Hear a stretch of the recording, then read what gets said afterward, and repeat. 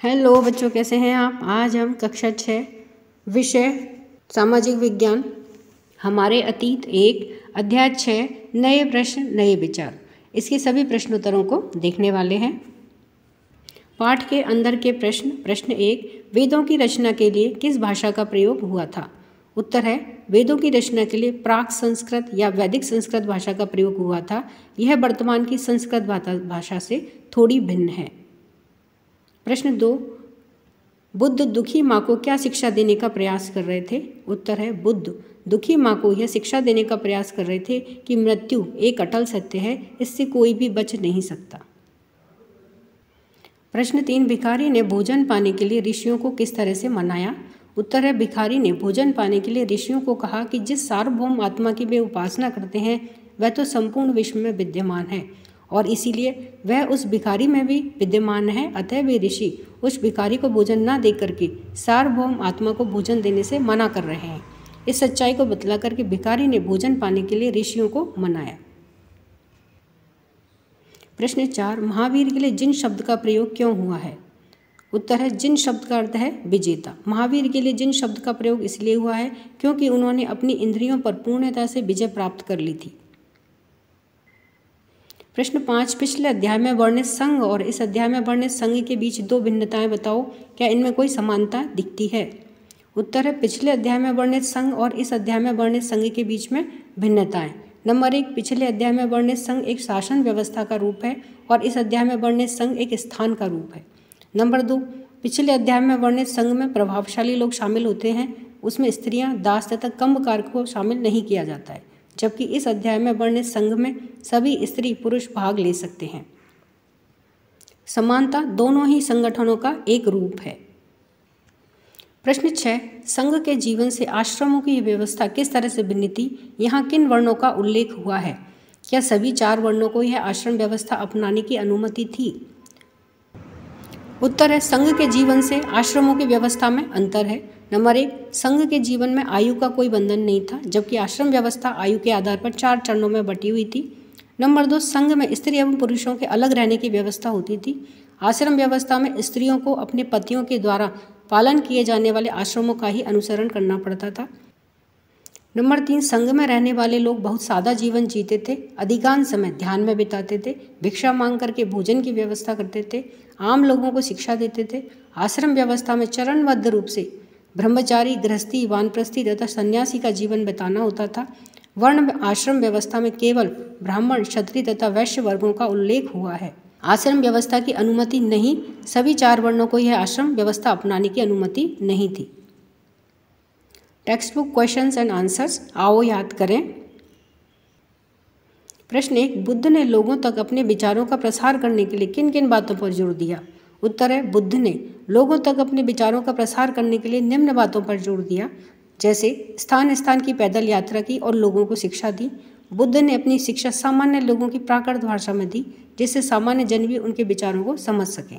बुद्ध ने कहा कि लोग उनकी शिक्षा अथवा उपदेश को अपने विवेक से माप करके जीवन में उतारें।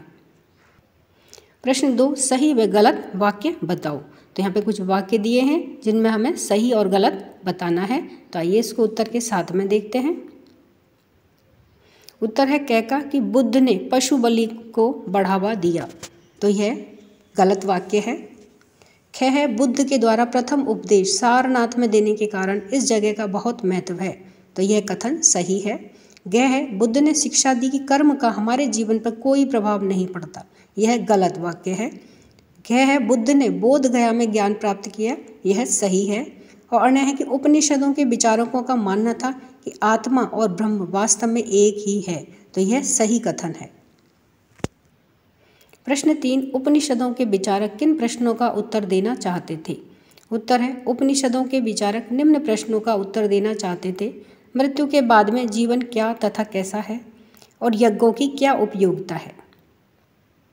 प्रश्न 4, महावीर की प्रमुख शिक्षाएं क्या थीं। उत्तर है महावीर की प्रमुख शिक्षाएं अथवा जैन धर्म के प्रमुख नियम निम्न प्रकार से थे। नंबर 1, सत्य जानने की इच्छा रखने वाले प्रत्येक स्त्री व पुरुष को अपना घर छोड़ देना चाहिए। नंबर 2, उन्हें अहिंसा के नियमों का कड़ाई से पालन करना चाहिए, अर्थात किसी भी जीव को ना तो कष्ट देना चाहिए और ना ही उसकी हत्या करनी चाहिए। नंबर 3, सभी जीव जीना चाहते हैं, सभी के लिए जीवन प्रिय है। नंबर 4, भोजन के लिए भिक्षा मांग करके सादा जीवन बिताना चाहिए। नंबर 5, पूरी तरह से ईमानदार होना चाहिए तथा चोरी ना करने की उन्हें सख्त हिदायत दी। नंबर 6, उन्हें ब्रह्मचर्य का पालन करना होता था। नंबर 7, पुरुषों को वस्त्रों सहित सब कुछ त्याग देना पड़ता था। आओ चर्चा करें। प्रश्न 5, अनघा की माँ क्यों चाहती थी कि उनकी बेटी बुद्ध की कहानी से परिचित हो? तुम्हारा इसके बारे में क्या कहना है? उत्तर है, अनघा की माँ ऐसा इसलिए चाहती थी ताकि उनकी बेटी महात्मा बुद्ध जैसे महापुरुष की जीवनी तथा शिक्षाओं से परिचित हो सके।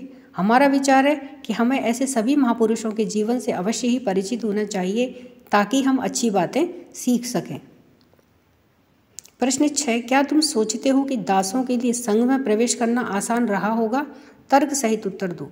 उत्तर है, नहीं, हमारे विचार में दासों के लिए संघ में प्रवेश करना आसान नहीं रहा होगा, क्योंकि संघ में रहने के लिए दासों को अपने स्वामी से अनुमति लेनी होती थी। उस समय दास उनके मालिक की निजी संपत्ति होते थे, अतः उन्हें प्राय संघ में प्रवेश की अनुमति प्रदान नहीं की जाती होगी। प्रश्न 7, चीनी तीर्थयात्री भारत क्यों आए? कारण बताओ। उत्तर है, चीनी तीर्थयात्री बुद्ध के जीवन से जुड़ी जगहों और प्रसिद्ध मठों को देखने के लिए भारत आए थे। प्रश्न 8, इस अध्याय में उपलिखित कम से कम 5 विचारों तथा प्रश्नों की सूची बनाओ। उनमें से किन्हीं 3 का चुनाव करके चर्चा करो कि वह आज भी क्यों महत्वपूर्ण है। उत्तर है, इस अध्याय में उपलिखित 5 विचारों तथा प्रश्नों की सूची।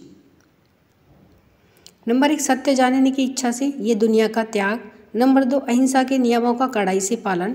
नंबर 3, भोजन के लिए भिक्षा मांग करके सादा जीवन बिताना। नंबर 4, पूरी तरह से ईमानदार रहना। नंबर 5, चोरी न करना। नंबर 6, ब्रह्मचर्य का पालन करना। नंबर 7, पुरुषों को वस्त्रों सहित सब कुछ त्याग देना। उपरोक्त विचारों में अहिंसा के नियमों का कड़ाई से पालन करना एक बहुत ही अच्छा विचार है। इसी विचार के कारण हमारे देश को अंग्रेजों से आज़ादी मिली। प्रश्न 9, आज दुनिया का त्याग करने वाले स्त्रियों और पुरुषों के बारे में और अधिक जानने का प्रयास करो। ये लोग कहाँ रहते हैं, किस तरीके के कपड़े पहनते हैं तथा क्या खाते हैं? ये दुनिया का त्याग क्यों करते हैं? उत्तर है, आज दुनिया का त्याग करने वाले स्त्री और पुरुष अपना घर बार परिवार सब कुछ छोड़ देते हैं, अहिंसा के नियमों का कड़ाई से पालन करते हैं, पुरुष वस्त्रों का सहित सब कुछ त्याग देते हैं तथा स्त्रियाँ सादा कपड़े पहनती हैं, भोजन के लिए भिक्षा मांग करके सादा जीवन बिताते हैं, सत्य जानने की इच्छा से ये दुनिया का त्याग करते हैं। तो इस तरह से हमने इस पाठ के सभी प्रश्नोत्तरों को जाना। वीडियो पसंद आने पर वीडियो को लाइक करें, चैनल पर नए हैं तो सब्सक्राइब करना ना भूलें। मिलते हैं नए वीडियो में। इसी के साथ धन्यवाद।